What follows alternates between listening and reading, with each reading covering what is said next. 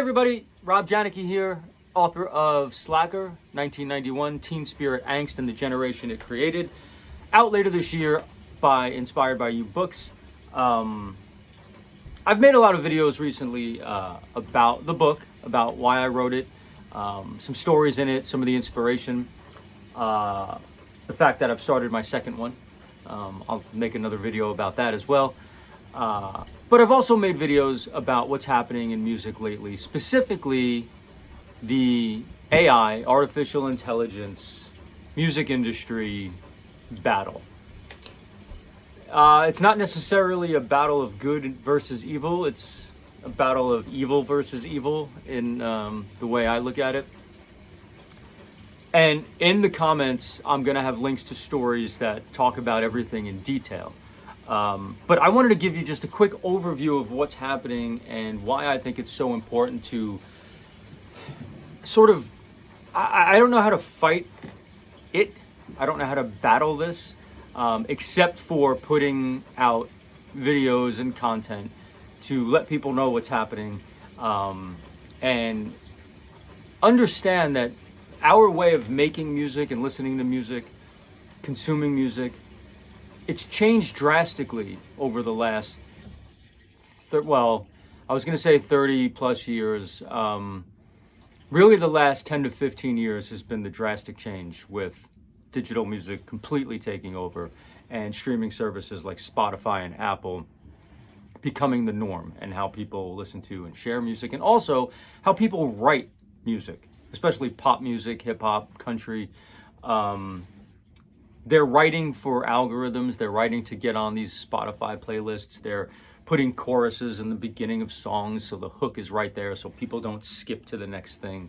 That was never a thing back in the day, but that's for another time. Anyway, the point of this video is just the other day, the three remaining major record labels, Universal, Sony, and Warner, and some other entities and labels, took a couple of AI companies to court. They're suing them because the AI companies are essentially stealing the property of the record labels. So all of this AI music we're hearing, even voices from people, whether it's reading or acting, and certainly music, they're being taken by artificial intelligence companies, technology companies, and they're being used to create AI versions of all of this stuff. There's many problems with that, but the main problem is that the AI companies are essentially saying that intellectual property doesn't really exist. If it's out on the web, if it's out on the internet, it's fair use and you can do anything you want with it. We're all kind of guilty of that in some way, shape, or form, whether it's pictures or video clips or whatever, but credit is usually given for things like that. But this is taking it to a whole different level, because now what's happening is the human element that is and has always been the reason that art exists, the passion and the emotion that comes through people's art, is now at risk of going away, at least in the mainstream. Because as generations grow and become more used to this type of entertainment, 30, 40 years from now, maybe less, kids aren't going to care where their entertainment comes from. They're not going to really know or care if it's AI generated, if it was generated from a human being. It's not really going to matter, because they're going to be growing up in a society that didn't have live entertainment or human creators. It's not really going to matter to them, and it's hard to wrap your mind around that if you're my age, 51 or older, or even in your 30s and 40s for sure. But the younger generations, this is becoming more and more normal, and at some point when we're all gone, and 3 or 4 generations, 5 generations from now, are consuming music specifically, probably won't matter to them that humans aren't creating it. And I think that's a massive problem. Now, I said this was not good versus evil. I mean, my take is good versus evil. But what's happening with the major record labels, they're not necessarily trying to do this for all the moral reasons.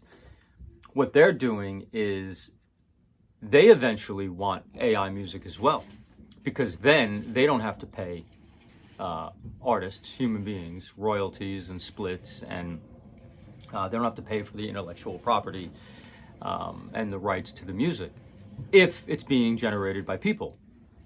What they want to do is partner with or create their own AI technology and partner with companies other than the ones that they're suing to create music artificially and put it out under the label. So the profits get shared by or with the label and the entity that created the software and the AI experience, if you will.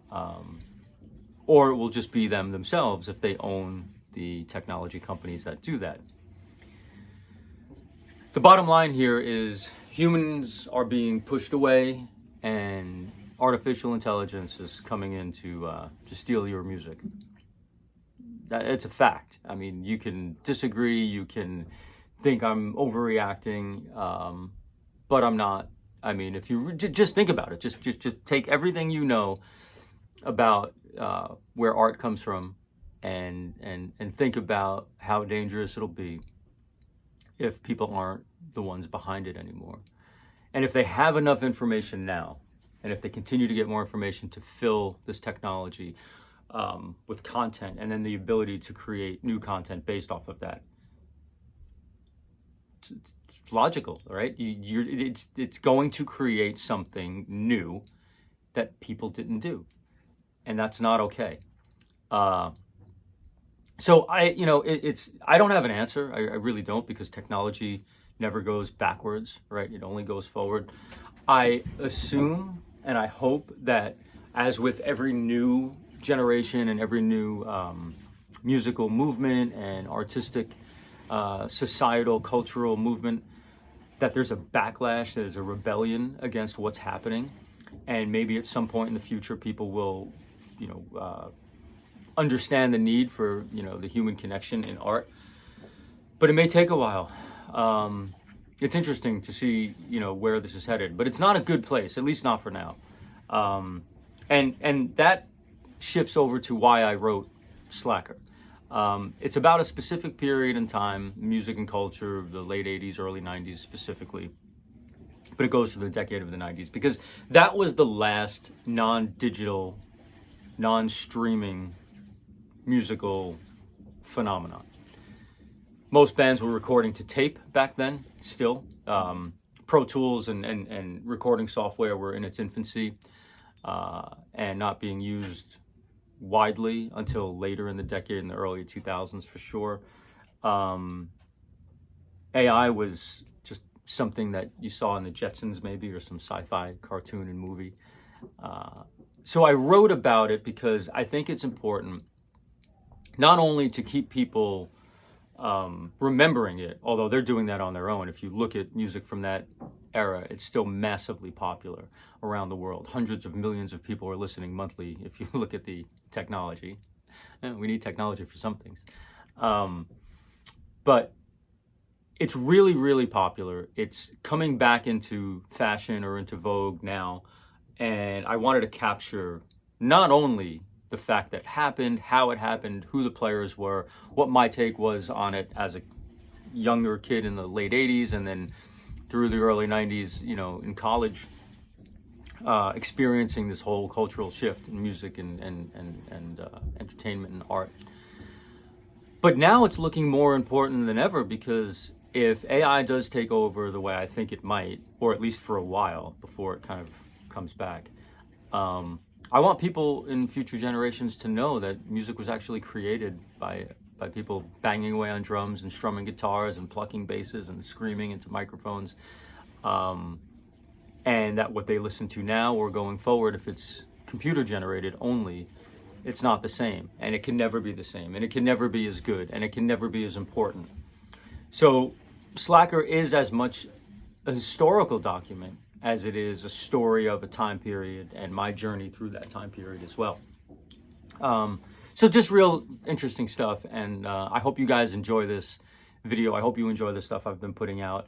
It's leading to bigger things once the book is released. There's other stuff that's being worked on behind the scenes that will probably accompany the book. So if this is interesting to you, please subscribe, please like, please comment, share this with people who are like-minded or people who you think might be interested in this kind of content, as it'll help me get more eyeballs and ears into the stuff I'm doing. So that would be a huge help. Thank you to everybody who's been paying attention and listening so far throughout this whole 4+ year journey for me in Slacker. And I'll talk to you soon. Thanks.